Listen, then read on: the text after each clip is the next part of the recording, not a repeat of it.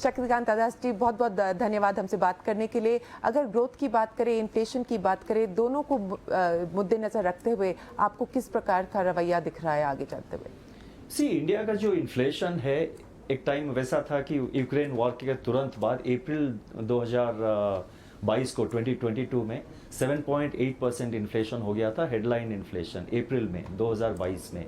अभी इन्फ्लेशन उसके बाद ग्रेजुअली मॉडरेट हो रहा है और हम लोग जो है 4% की तरफ आगे बढ़ रहे हैं। और सबसे इम्पॉर्टेंट बात यह है कि उसमें कोर इन्फ्लेशन जो है वो अभी 3.8% है। कोर इन्फ्लेशन जो है वो directly link to central bank का जो मॉनेटरी पॉलिसी एक्शन होता है उससे डायरेक्टली संबंधित है। तो इसीलिए कोर इन्फ्लेशन में जो काफ़ी इम्प्रूवमेंट आया है वो हमको बहुत सेटिस्फैक्शन देता है कि मॉनेटरी पॉलिसी मतलब काम कर रहा है और वो प्रोसेस जो है अभी भी इनकम्प्लीट है और वो चालू है। तो इन्फ्लेशन जो है वो टारगेट रेंज के अंदर आ गया है, लेकिन हम 4% की तरफ आगे अभी बढ़ रहे हैं और वो उसके ऊपर हम काफ़ी अभी ध्यान दे रहे हैं। ग्रोथ जो है पिछले 3 साल इस साल को मिला के ग्रोथ जो है 7% के ऊपर रहा है, 9.1 फिर 7.2 पिछले साल और इस साल 7.3 एक्सपेक्टेड है। तो 3 साल 7% प्लस ग्रोथ और अगले साल के लिए हमारा ये एक्सपेक्टेशन है कि 7% ग्रोथ रहेगा।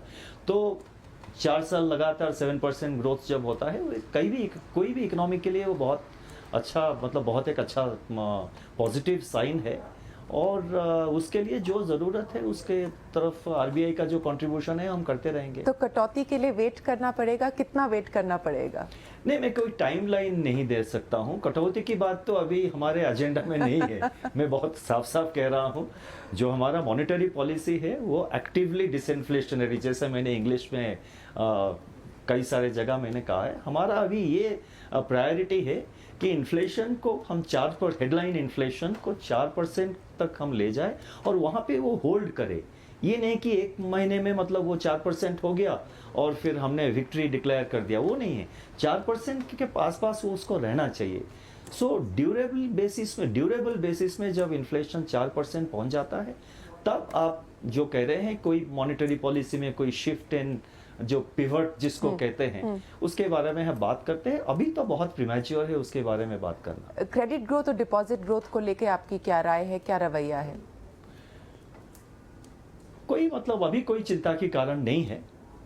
Banking at the systemic level as well as bank individual bank level में अभी कोई चिंता की बात नहीं है।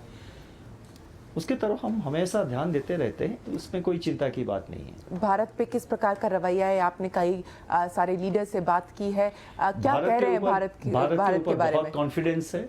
आई थिंक ग्लोबल कॉन्फिडेंस बहुत भारत के ऊपर है और भारत का जो कंट्रीब्यूशन जो मतलब बहुत ग्रोइंग कॉन्फिडेंस हम देख रहे हैं और काफ़ी एक्सपेक्टेशन भी है भारत से कि मतलब ग्लोबल ग्रोथ में भारत और ज़्यादा कंट्रीब्यूट करे। Thank you.